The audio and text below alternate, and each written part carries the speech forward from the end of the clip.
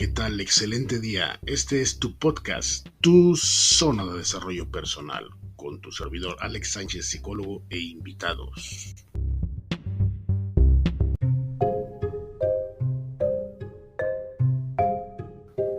Un programa donde trataremos temas de psicología con la intervención de especialistas en el área, desde una perspectiva total y absolutamente profesional.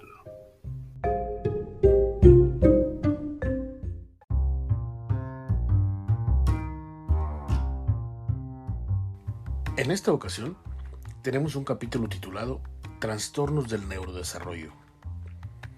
De acuerdo con el DSM-5, que es el Manual Diagnóstico y Estadístico de los Trastornos Mentales en su quinta edición, se refiere a las alteraciones o dificultades cognitivas y conductuales que se manifiestan por primera vez en etapas tempranas del desarrollo, como en la primera infancia, la niñez o la adolescencia, pero que pueden durar o tener repercusiones hasta etapas posteriores e incluso en la vida adulta.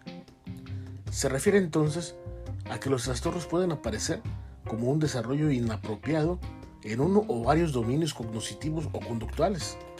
Es decir, ya sea que las habilidades no se presenten o lo hacen de una manera deficiente en edades clave para su aparición.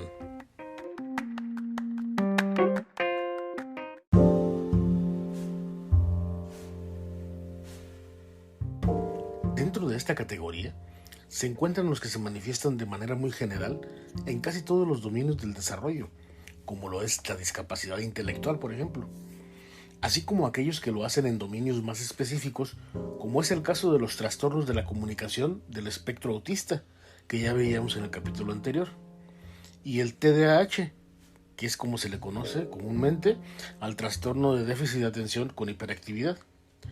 En este caso, específico del aprendizaje y el de la coordinación motora también. Tienen una repercusión importante en la vida de quien los padece y de su familia, por lo que es importante el apoyo profesional. Entre más temprano sea el diagnóstico y la intervención, mejor será el pronóstico. Por esta ocasión, principalmente intentaremos abordar, en mayor medida, lo relacionado al trastorno de déficit de atención con hiperactividad y los trastornos específicos del aprendizaje. Lo que consta sobre el diagnóstico, señales que podemos observar en casa, además, incluir estudios donde se afirman consecuencias en la edad adulta, cuando estos no son atendidos, incluso en qué situaciones se podría descartar tal diagnóstico.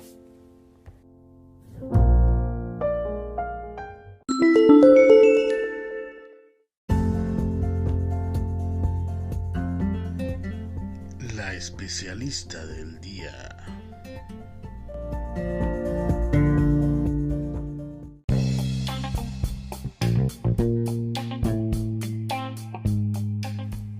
Nuestra invitada obtuvo el título como licenciada en Psicología por la Universidad Don Bosco.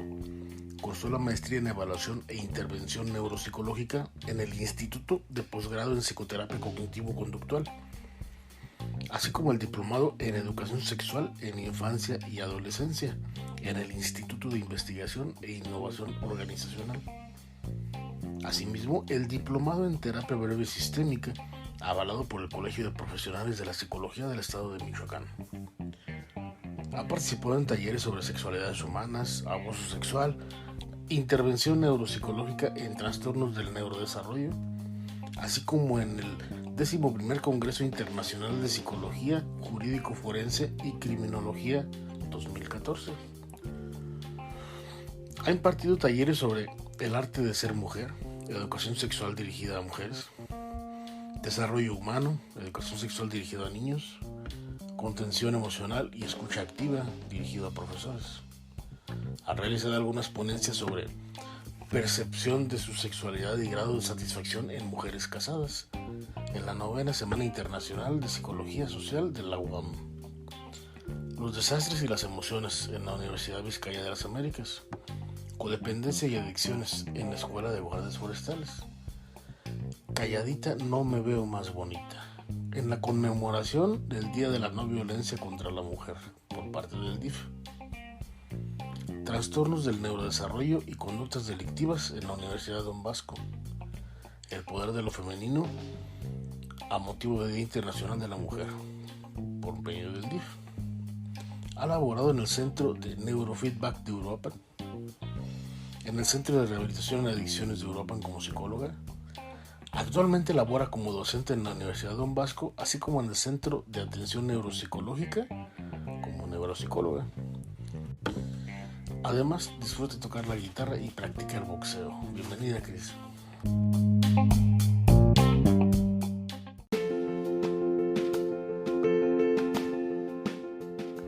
Esta tarde nos encontramos con la neuropsicóloga Cristina Morales Cáceres, quien nos va a hablar sobre el tema de trastorno de déficit de atención con hiperactividad. ¿Qué tal, Cris? ¿Cómo te encuentras? Muy bien, Alex. Muchas gracias en primer lugar por la invitación. Me siento muy agradecida contigo por este espacio. Excelente. Pues vamos a comenzar en materia. Primero tenemos una duda por ahí que nos gustaría que nos resolvieras. ¿Qué son los trastornos del neurodesarrollo? Muy bien, fíjate que estaba viendo el capítulo anterior sobre el trastorno del espectro autista, sí. Y me gustó mucho que este capítulo sea sobre el TDAH porque ambos son pues trastornos del neurodesarrollo. ¿Pero a qué se refiere este término? Este se refiere a todo ese conjunto, ya sea de alteraciones o dificultades, tanto cognitivas como conductuales, que aparecen en las etapas tempranas del desarrollo. Puede ser en la primera infancia, en la niñez o en la adolescencia, y que tiene repercusiones en la vida adulta. ¿A qué se refiere? Quiere decir que un dominio cognitivo, llámese lenguaje, memoria, atención, etc., aparece ya sea de manera deficiente o simplemente no aparece en una edad clave del desarrollo del niño. Ok. Es decir, ¿hay ciertas edades como para detectar este trastorno? Sí, por ejemplo, digamos que, o cualquier trastorno del neurodesarrollo. Por ejemplo, digamos que la lectura es un dominio que normalmente se debe aprender alrededor de los 7 años. ¿Qué pasa si a lo mejor un niño ya tiene 9 años y aún no puede llevar una lectura fluida? Podríamos estar sospechando de un trastorno de este tipo. Hablando más por el déficit de atención, el déficit de atención se caracteriza pues mucho por la impulsividad. Sí. Los niños tienen que empezar a desarrollar autocontrol, no comenzar, sino más bien ya tenerlo un poquito más consolidado alrededor también de los 6 o 7 años. ¿Qué pasa si a esa edad aún no tienen autocontrol? Quiere decir que ese dominio pues no lo están adquiriendo de una manera adecuada en una edad clave para su aparición. Exactamente.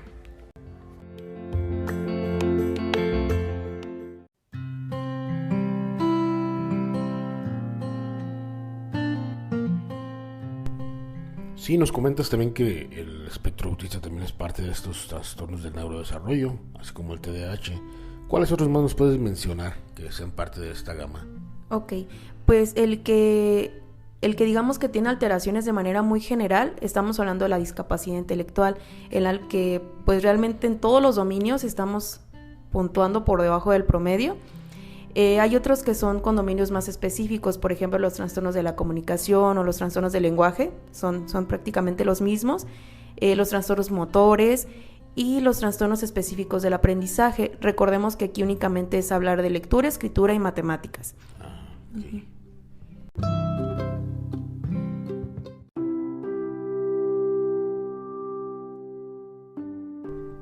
Sí, de hecho, y bueno, ya que lo mencionas, que hay cierto comparativo con la discapacidad intelectual. ¿Existen ciertos niveles o grados del TDAH? Porque en la discapacidad intelectual pues vemos que sí hay ciertos grados, ¿no? De hecho, una persona con un síndrome de Down, pues la discapacidad que padece es discapacidad intelectual precisamente. Y vemos que algunos desarrollan unas capacidades muy distintas a otros. En el TDAH, ¿qué niveles hay? Sí, de hecho, Alex, también tenemos como una gama, digamos, está el leve, moderado y severo. Esto se va a considerar de acuerdo a la severidad de los síntomas, en qué tanto estos síntomas están afectando la vida del paciente, cómo lo está sobrellevando, etcétera, cuáles son sus herramientas. Digamos que los síntomas van en dos vertientes, lo que es la atención o la inatención más bien, mejor dicho, y lo que es la parte de la hiperactividad y la impulsividad. Entonces se hace un análisis de estos dos para poder determinarlo en qué categoría estaría entrando, si es leve, moderado o es severo. Ok, sí, por ejemplo, en los casos prácticos hay algunos alumnos que es donde más se manifiesta pues este tipo de situaciones, o nada más lo percibimos, porque a veces los padres de familia no se percatan del trastorno porque parece que el chico simplemente es activo y ya, ¿no? Pero en realidad ya en el salón de clase podemos percibir esto porque se les dificulta mucho prestar atención, estar atentos, estar quietos, y bueno, es una impulsividad que ya no depende de ellos, ¿no? Que está fuera de su control. Sí, realmente, sí, bueno, sin respondiendo un poquito o complementando lo que dices, de hecho la parte de la evaluación se hace con el paciente, con los papás y con los maestros, porque tenemos que evaluar ciertos o diferentes ambientes, no únicamente uno. Eso es importante. Sí, y también ahí esta parte de la educación, pues afecta también a los compañeros, ¿no? Porque ya impide que los demás compañeros también presten atención, ya está molestando, ya está quitando la atención del maestro también. Sí, realmente sí es un trabajo bastante importante y bastante requiere un esfuerzo. Sí. Vaya, sí realmente requiere un esfuerzo tanto de profesores, compañeros, padres y de todo el ambiente que rodea al niño. Exactamente. Bien, y como definición, ¿cómo nos catalogas lo que es el trastorno de déficit de atención con hiperactividad? Ok, pues bueno, creo que básicamente yéndonos al nombre, Sí. tiene que ver con una alteración en la atención y además con un complemento hiperactivo impulsivo. También algo que tenemos que comentar, Alex, es que depende de la severidad de cada uno de estos síntomas, lo podemos catalogar con TDAH, con predominio inatento o con predominio impulsivo o combinado. El combinado se refiere precisamente a que los dos síntomas pues están bastante fuertes. Ajá. Nosotros, bueno, concordando un poquito con lo que hemos platicado, nos regimos mucho por el DSM-5, que es como nuestra guía para estos trastornos. Sí. ¿Qué es lo que sucede? Si el niño está puntuando 6 síntomas de inatención y menos de 6 de hiperactividad, lo vamos a catalogar en predominio inatento. Si está catalogando 6 síntomas de hiperactividad y menos de 6 de inatención, sería predominio hiperactivo. Pero si cataloga más de 6 o 6 de ambas líneas, pues estaríamos hablando de un trastorno combinado. De ambos, ok. Así es. Sí, entonces cuando es inatención, simplemente es cuando se dice que es trastorno por déficit de atención sin hiperactividad. Podrían catalogarlo sin hiperactividad o con predominio inatento. Cualquiera de las dos opciones está bien. Sí. ¿A qué nos vamos con esto? Son estos niños que realmente sí están quietos, o sea, sí pueden estar sentados, no pueden estar no en movimiento, sí. Pero ¿qué pasa? Se distraen con mucha facilidad, olvidan materiales importantes para la escuela, si los papás ya lo mandaron a tender la ropa, se distraen y se les olvida que tenían que tender la ropa, sí. O sea, todo este tipo de situaciones. Están completamente inatentos. Pues, sí, con cualquier estímulo, que si pasó una mosca, que si pasó el de la basura, con cualquier detalle se pueden distraer con mucha facilidad. Exactamente. Bien, y bueno, ya entrando en esta parte de la neuropsicología, ¿cuáles son las bases neuropsicológicas de ese trastorno? ¿Por qué se origina? Pues bueno, el origen sí ha variado mucho, incluso hay muchísimas investigaciones todavía al respecto. Hay algunos que hablan de la parte genética. De hecho, la parte genética es bastante importante. Un papá con TDAH muy probablemente va a tener un hijo con TDAH, sí. Y así sucesivamente. También hablamos de a lo mejor abuso de sustancias durante el embarazo, alguna alteración importante durante el embarazo, durante el parto. Todo esto también, pues hablamos de que pueda tener repercusión importante. Dentro de las bases neuropsicológicas, que aquí es donde más me gusta hablar, sí. Me gusta bastante. Bueno, son 3 estructuras del cerebro del niño que se ven implicadas. La primera estructura es la corteza prefrontal. Voy a tratar de hablar un poquito más en cuestión de que lo podamos comprender cualquier sí. persona. Bueno, esta corteza es la que nos ayuda a nosotros pues a hacer metas, planificar, llevar una secuencia, tener nuestro autocontrol, inhibir estímulos que no sean relevantes, todo este tipo de cuestiones. ¿Qué pasa si nosotros tenemos un daño en esta área? Pues no vamos a tener autocontrol, cualquier estímulo nos va a distraer. De hecho, la parte de la inhibición es una característica muy importante en estos chicos con TDAH. ¿Qué pasa? No tienen la capacidad incluso de autorregular su comportamiento y además pues se van a distraer con muchísima facilidad. Además también que pues la parte de la atención esa estructura, pues la parte de la atención es como bastante importante, ¿no? Sí. Otra estructura importante son los ganglios basales. Precisamente el núcleo caudado es el que se encarga del movimiento. ¿Qué pasa cuando tenemos un chico con predominio hiperactivo? Pues se para, le corre, mueve los pies, mueve las manos. Sí. Entonces esta estructura pues realmente está bastante implicada. Y por último está El cerebelo. El cerebelo se encarga del equilibrio y la coordinación. Estos chicos son, entre comillas, bueno, no se ven las comillas que estoy haciendo, pero me gustaría señalar que es entre comillas, son un poco torpes. Chocan con las cosas, están agarrando algo y lo tiran. Esta parte como de medir distancias, pues también es un poco complicada para ellos. Sí. Otra área que también se ve muy implicada, no hablando ya de estructura, sino más de proceso, es la parte del procesamiento temporal. Para ellos esto de esperar la recompensa o de la tolerancia a la demora, híjole, es bastante complicado. Sí. Si a lo mejor nosotros decimos, bueno, espero 5 minutos, para ellos es como esperar 10 horas. Exactamente. Entonces se pueden desesperar bastante rápido. Sí, y por la misma impulsividad, pues sí llegan a causar destrozos luego, ¿no? Sí, incluso cuando están, por ejemplo, en la sala de espera del médico, ¿no? O sea, no se pueden estar sentados. Exacto. Es bastante complicado.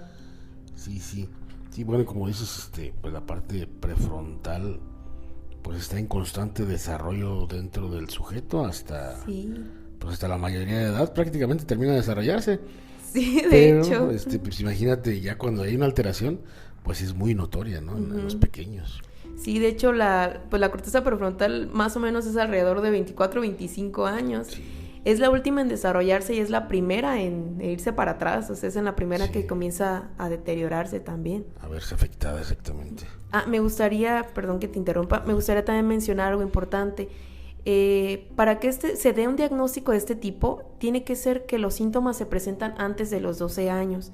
Si a lo mejor el chico tuvo un desarrollo totalmente normal o totalmente sano y a los 18 fue que empezó con hiperactividad o empezó con la falta de control de impulsos, no estaríamos hablando de un TDAH. Estaríamos hablando a lo mejor de alguna otra alteración. Sí. Y ya que lo mencionas, esta parte de la edad, ¿cuál sería la edad mínima como para un diagnóstico? Nos han sugerido mucho acá en la maestría y nuestros profesores que se puede hacer un prediagnóstico alrededor de los 5 o 6 años. Prediagnóstico es como dejar un diagnóstico tentativo. Se tiene que hacer una valoración nuevamente como 7 años y medio. Sí. Un diagnóstico más temprano realmente sería... No pérdida de tiempo, porque realmente sí podríamos a lo mejor checar algunas áreas, pero no podríamos dar un diagnóstico certero. Exacto. Recuerdo que una vez me llegó un pacientito diagnosticado, entre comillas, sí. de 3 años. Ajá. Entonces, pues obviamente a los 3 años está conociendo sus frontales, está conociendo sus funciones de este tipo. Entonces, ahí no podríamos dar este diagnóstico. Entonces, prediagnóstico alrededor de 5 o 6 años. Sí, entonces estas madres de familia que de pronto se ven muy desesperadas por las actitudes del niño, que es muy incontrolable, pues es necesario esperar un poquito para poder dar un diagnóstico preciso, ¿verdad? Sí. Entonces en esas etapas como ir observando y más que nada como está aprendiendo, pues ponerle límites automáticamente. Eso tendría que ir deteniendo un poco al niño, encauzándolo. Sí, exactamente. Claro que no es fácil en esos tiempos, sobre todo con tantos estímulos que hay alrededor. Sí, por ejemplo, también lo del celular. El celular realmente, pues, no es para nada una buena herramienta de ningún niño. Entonces, imagínate ahora un niño con TDAH, pues mucho menos. Exactamente. Sí, los altera más todavía. Así es.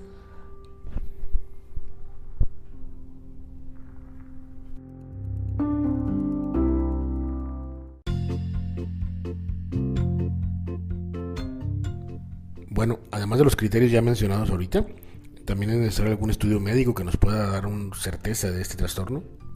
Realmente no hay un estudio que nos pueda dar o que nos arroje algún dato diagnóstico.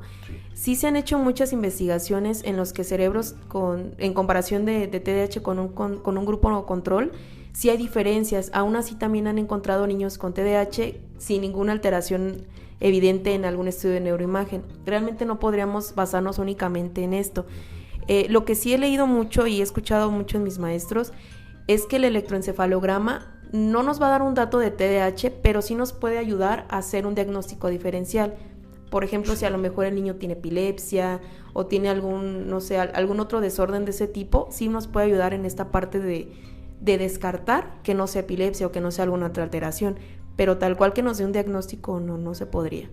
Sí, luego suele ser común que se canaliza con algún neurólogo y como dice, le hace el encefalograma y automáticamente lo diagnostican como TDAH. Pero en realidad ya no hay un estudio profundo. Se cayó mucho de pronto en etiquetar ya por costumbre de algunos médicos. Sí. y diagnosticarlos así nada más e incluso darles tratamiento. Entonces, la importancia pues de que sea tanto un diagnóstico como un tratamiento alterno, no nada más médico, sino neuropsicológico y todo, ¿verdad? Sí, así es realmente. Yo creo que el problema severo, no sé si lo mencioné, es uno de los trastornos con mayor prevalencia. O sea, de todos los trastornos que pueden presentarse en los niños, sí, el TDAH es el que más aparece. Realmente estamos hablando de un porcentaje bastante alto, pero la mayoría de ellos pues son mal diagnosticados. Aparte de que hay niños con TDAH que no los diagnostican, hay otros niños sanos o controles, digamos, que sí se diagnostican y hasta los medican. Entonces, ¿qué pasa con un cerebro en el desarrollo que están medicando cuando no necesitan un medicamento? Pues lo atrofian. Entonces, va a tener repercusiones importantes. También otra cosa que me gustaría mencionar y recalcar es que hay que diferenciar cuando hay una hiperactividad y cuando hay un niño jugando, porque realmente la energía de un niño es muy diferente a la energía que tenemos los adultos. Sí. Entonces a veces vemos a un niño que anda brinque, corre y pensamos que ya tiene TDAH y no, pues es un niño que está jugando. También hay que saber diferenciar esa parte. Sí, es como su necesidad en esta etapa que está viviendo, ¿verdad? Así es. Muy bien. Sí, lo que comentas de algunos diagnósticos mal realizados. Me ha tocado ver algunos casos donde incluso medican a los niños, pero está mal administrado el medicamento, no sé si por parte del médico o del padre de familia, pero hay chicos que se la pasan dormidos en clase. Exacto, y también pues ahí no están siendo funcionales. Exactamente, o sea, les limita ya el movimiento, pero a tal grado de que están pues durmiendo prácticamente toda la clase, ¿no? Entonces, sí, hasta esa parte sí es importante, ¿no? Que sea muy preciso. Sí, yo creo que la importancia de hacer como una tregua entre neuropsicólogos, psicólogos y médicos, sí, pues para hacer un trabajo en conjunto. Exactamente, sería lo ideal para que estos casos tengan una mejor solución y sobre todo pues que el niño viva adecuadamente esta etapa que estaría viviendo y pueda llegar a la adultez pues con menores consecuencias negativas, ¿no? Al contrario, haberse adaptado un poquito más a su entorno. Ajá, exactamente.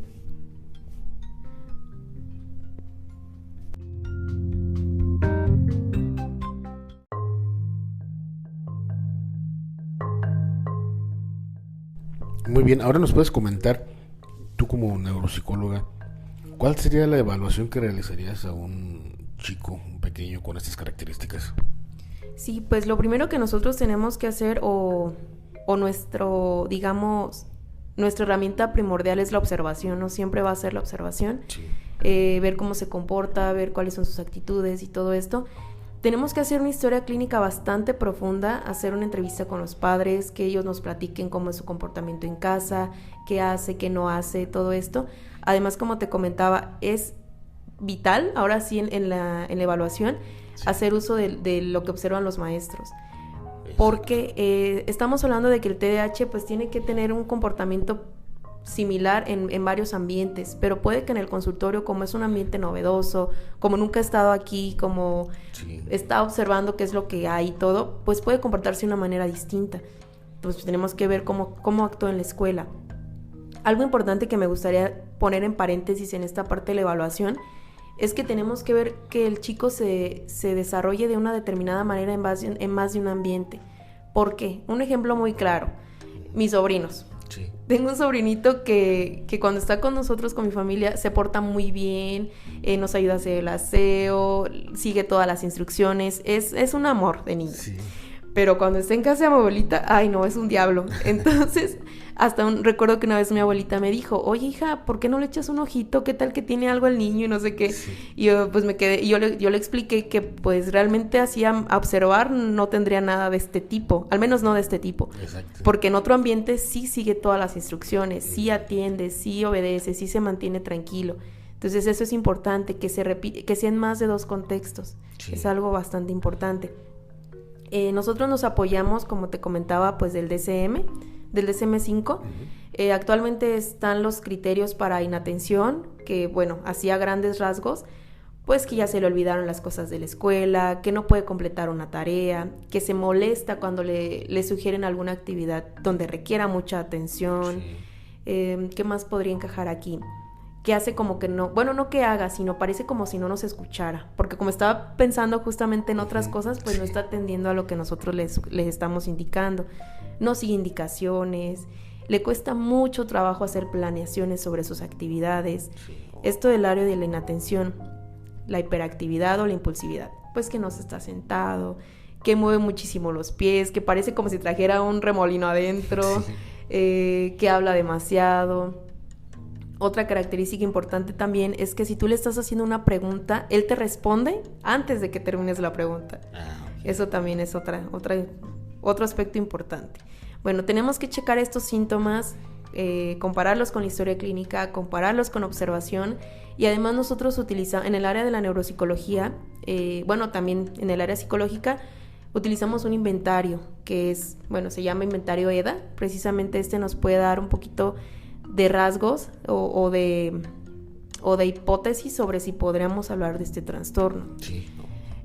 También nosotros utilizamos mucho pues las baterías, los instrumentos neuropsicológicos, que escalas de inteligencia, baterías para evaluar trastornos de aprendizaje. Como te comentaba, hay instrumentos que evalúan precisamente la corteza prefrontal. Sí. Entonces, si estamos hablando de que un chico con este padecimiento tiene alteraciones en esta área, vamos a evaluar esa área para ver qué tal, ¿no? ¿Qué onda? Sí, entonces, tenemos instrumentos para evaluar precisamente áreas específicas o procesos específicos. Entonces, ahí nos da pie. Ok, salió mal en estos procesos, además en el inventario conductual salió así, además vemos esto, además los papás nos dicen esto, y vamos armando todo pues para generar un diagnóstico. Sí. Eso es lo más importante.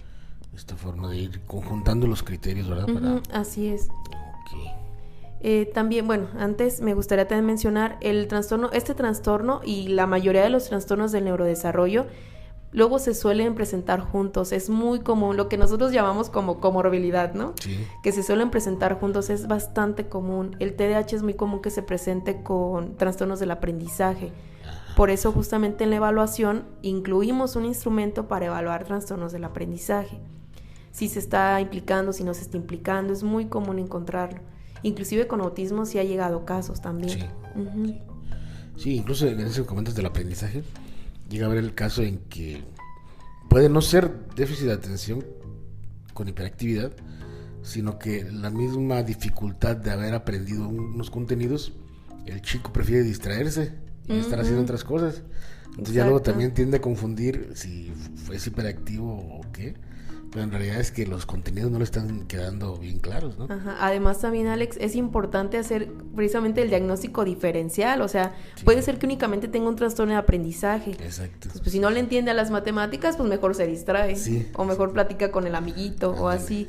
Entonces sí es bastante importante. Además también que, dentro de lo que nosotros tenemos que observar para poder determinar o no estos trastornos, pues es que no se deba a algún ambiente familiar. O sea, a lo mejor sus papás se están divorciando y por eso el niño anda de rebelde. Sí, también. O a lo mejor el papá le pega, o a lo mejor no le ponen atención, o no sé. Tenemos siempre que evaluar todo el contexto para también descartar que pueda deberse a una situación familiar, económica, emocional, antes que poder determinar si es un trastorno de este tipo. Eso es algo que siempre hay que considerar. Importante la historia clínica también, ¿verdad? Así es. Porque sí, puede ser, como dices, reflejo de lo que está viviendo actualmente. Pero como comentabas anteriormente, la importancia también de llevar un seguimiento desde pequeño, de si ha mantenido esas características. O sea, a lo mejor los papás nunca ponen límites. También, eso exacto, también es muy común. Sí. Exacto. Sí, tienden a ahorita complacerlos y sobreprotegerlos demasiado. Así es. Y pues las consecuencias están a la orden del día. Sí, así es. A lo mejor no podríamos decir que es un trastorno de este tipo, pero pues aún así sí se va a tener repercusiones bastante importantes. Claro, sí, efectivamente.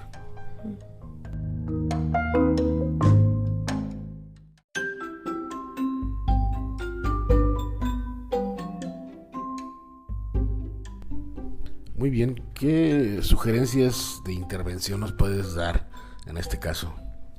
Sí, pues yo creo que vamos a tomar lo que estábamos platicando hace ratito de la importancia de hacer pues un equipo multidisciplinario, interdisciplinario y todo esto. Porque nosotros vamos como neuropsicólogos, pues vamos a estimular o vamos a trabajar con los procesos cognitivos que estén alterados, ¿no? Como la inhibición, la parte de la temporalidad, etcétera. Incluso la memoria de trabajo, creo que no la mencioné hace rato. La memoria de trabajo no es más que la capacidad que tenemos para mantener información en nuestra mente y manipularla. Okay. Entonces, si nos distraemos, pues ya no vamos a poder manipularla, ¿verdad? Exacto. Entonces, se estimula todo esto. Además, pues necesitamos apoyarnos de alguien que tenga corriente cognitivo-conductual para trabajar la parte comportamental. También tenemos que ir pues con un neuropediatra para ver si necesitaría en algún momento medicamento. Sabemos que no todos los chicos TDAH van a necesitar medicamento, pero también sabemos que algunos sí. Entonces también necesitamos ser conscientes de esta parte. Entonces, bueno, ir con un neuropediatra que es el que nos podría apoyar con esta parte de la medicación para que él evalúe si se necesita o no. Entonces yo creo que es lo más importante. Siempre necesitamos pues recurrir a especialistas, creo que es lo que se sugiere en primer instancia. Sí. Está bien que de repente la comadre nos diga o leamos en una revista, está bien porque al final de cuentas es conocimiento, pero nunca podemos saltarnos la parte profesional. Exacto. O ir con un especialista. Entonces sí, pues primero, antes que nada, pues tener certeza del diagnóstico, creo que es la sugerencia más importante. Y después ir viendo en qué medida está afectando o en qué medida se están dando los síntomas, porque cada tratamiento y cada intervención va a ser personal. Ningún tratamiento va a ser igual de un niño a otro. Exactamente. Porque realmente la severidad va a cambiar, las necesidades van a cambiar. Además, también necesitamos conocer qué tanto la familia y la escuela nos va a apoyar para el tratamiento. Sí. Eso es algo que es de lo más importante, realmente. Sí, porque además del tratamiento médico, pues el conductual en la escuela va a ser muy importante. ¿Y qué tanto la escuela nos va a permitir que el chico vaya recibiendo ese tratamiento gradual, verdad? Sí, exacto. Porque a veces ya son muchas las que ha hecho y ya definitivamente los compañeros o los padres de familia ya no lo quieren en el grupo, ¿no? De pronto sí es importante tener la colaboración de todos para que vaya logrando. Además, pues también la importancia de, bueno, otra sugerencia importante, pues la psicoeducación, ¿no? Sí. Explicarle a los maestros, bueno, muchos maestros afortunadamente, muchos ya están muy capacitados, saben de estos trastornos, pero pues igual explicarles la severidad del paciente, explicarle a la familia, que tienen que hacer modificaciones ambientales, como dijiste, paulatinamente, a su ritmo y a sus necesidades, pero yo creo que es lo más importante. Además también me gustaría mencionar, y repito, ¿por qué es tan importante el diagnóstico y la intervención? Porque como nosotros sabemos, los trastornos del neurodesarrollo no es una enfermedad que se pueda curar. Sí. No es así como de ya a los 10 años ya no lo va a tener, no. Lo va a tener por el resto de su vida. Entonces tenemos que generar herramientas en el paciente, pues para que cuando tenga su vida adulta lo pueda sobrellevar. Sí. Porque de verdad, Alex, hay infinidad de artículos, infinidad de investigaciones donde las repercusiones en la vida adulta son realmente terribles. Exacto. Las bajitas, pues problemas de pareja, que lo expulsan de la escuela, que no puede a lo mejor estar en algún ambiente, que no tiene amigos, etcétera. Pero hay repercusiones bastante severas, incluso abuso de sustancias, problemas legales, problemas económicos. Realmente hay repercusiones muy importantes y lejos de trastornos de ansiedad, depresión, negativista desafiante, no sé, realmente hay repercusiones bastante severas desde que son niños hasta que son adultos. Sí. Entonces de ahí la importancia en que sí se dé un diagnóstico oportuno y que se haga una intervención pues interdisciplinaria realmente. Sí, por como decías ahorita también del tratamiento médico, algunos padres de familia le temen al medicamento, ¿no? Exacto. Y entonces, pues como dices, cuando es necesario, de verdad les ayuda. Es importante que lo consuman como es prescrito. Y así como lo comentas, ¿no? A lo mejor le tienen miedo, pero educar a la familia para explicarles, pues que es una herramienta, que tal vez no lo va a requerir por siempre, simplemente es para apoyarlo en este momento en lo que él desarrolla habilidades para sobrellevarlo. Así es, exactamente, y las irán desarrollando las habilidades precisamente. Ajá, exacto. Como dices, para la edad adulta sobre todo. Me ha tocado un caso por ahí que he llevado varios años en terapia. Un chico que fue diagnosticado como tal, con TDAH. Ahorita ya es un joven que hemos logrado encauzar un poquito hacia las actividades laborales y estudiantiles su hiperactividad. Entonces, afortunadamente ya terminó la preparatoria, ya está viendo ahorita en la universidad y a la vez está trabajando también, tiene por ahí alguna huerta y va y trabaja la agricultura y toda esa parte. Perfecto. Ha habido buenos resultados por ahí. Entonces, como la importancia de sí llevar una secuencia psicoterapéutica también, ¿no? Para que la persona también vaya encauzándose. Sí, así, y ir dirigiéndolo a metas, ¿no? Hay muchísimas herramientas, la verdad, muchísimas bibliografía al respecto, como para generar nosotros planes de intervención, de acuerdo, como te comentaba, de acuerdo a la severidad de los síntomas. Así es. También una vez conocí a un chico, me sorprendió, o sea, nos sorprendió en el sentido de que realmente también hay personas que con sus propios recursos pues han sabido llevarla bastante bien. Sí. Era un chico, bueno, él tenía más bien predominio inatento, la hiperactividad no era tan marcada, pero pues él terminó la maestría, y ya cuando terminó la maestría, él sentía, dice, yo toda mi vida sentí que algo no estaba bien en mi cerebro. Bueno, resulta que va con un especialista, ya cuando había terminado maestría, digamos, 26 años tal vez, va con un especialista, pues resulta que lo diagnostican con TDAH. Sí. Entonces él dice, yo sabía que algo no estaba bien en mi cerebro, y realmente él lo único que decía es que pues tardaba muchísimo haciendo todo. Sí. Pero realmente pues él solo, bueno, a lo mejor el apoyo familiar o académico realmente eso lo desconozco, pero él nunca recibió ningún tipo de ayuda profesional, así tal cual. Sí. Entonces también hay casos así, lo ideal pues sí es recibirlo. Así es. Sí, fíjate, y ahorita que hemos hablado de distintas edades en estos casos, una de las características que me ha llamado la atención también es que son niños muy nobles, que a veces pareciera que quisieran hacer maldades, pero que en realidad ellos mismos se sienten que no controlan esas actitudes. Sí, yo creo que eso es lo que más duele, porque realmente ellos pues no es como que digan quiero andar corriendo todo el tiempo y brincando y destruyendo, sino precisamente, o sea, no tienen esta capacidad de detener sus impulsos. Exacto. Entonces a ellos les genera muchísima frustración. Y están ávidos de cariño cuando hay cierta cercanía como maestros, como familiares. Es importante para ellos y sí demuestran, lo corresponden, ¿no? Sí. Aunque igual no controlen mucho sus impulsos, pero también se sienten ya comprendidos, ya saben que uno no los etiquete simplemente de insoportables, ¿no?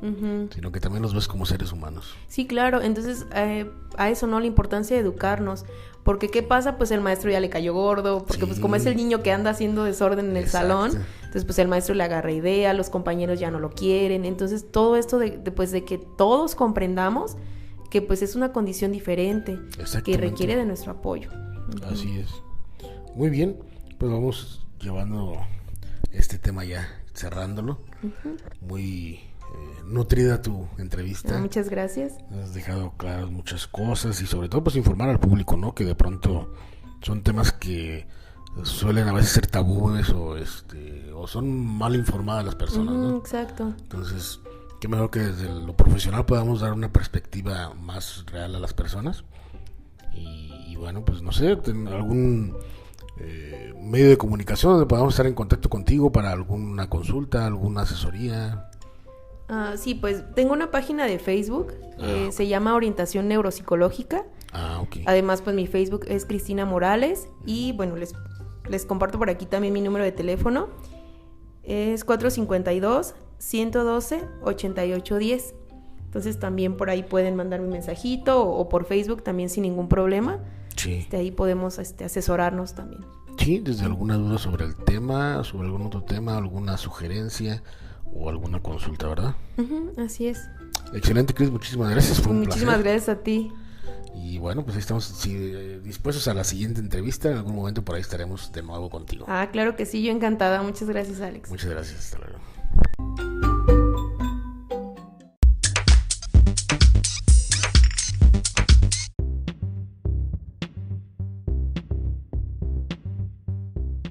Esto fue tu zona de desarrollo personal. Esperamos hayas disfrutado de este episodio, hayas aprendido algo nuevo. En una semana tendremos el siguiente capítulo al aire, con un tema también muy interesante.